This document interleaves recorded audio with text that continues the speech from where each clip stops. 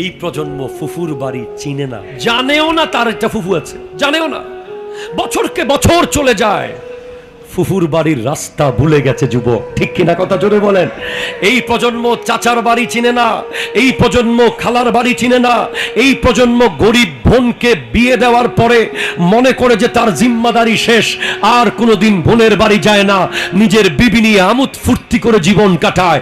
অবশ্যই কিয়ামতের দিন সে এক চুল পুলসিরাতের দিকে যেতে পারবে না, তাকে জাহান্নামে ফেলে দেওয়া হবে আত্মীয় স্বজনকে না দেখার কারণে।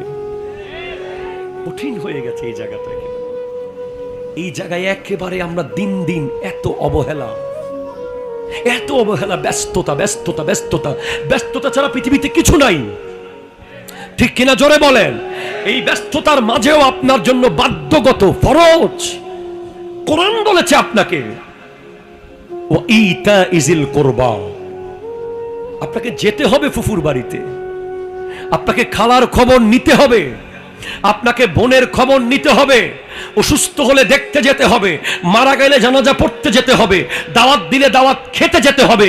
এগুলো বান্দার উপরে হক, ঠিক কিনা কথা জোরে বলেন। আপনার নিজের বাচ্চাদের শেখান যে যখন বাড়িতে তাদের ফুফু অর্থাৎ আপনার বোন আসবে তখন তার সাথে সম্মানের সাথে ব্যবহার করতে, তার জন্য সব থেকে ভালো বিছানা আর সব থেকে ভালো খাবার তৈরি করতে।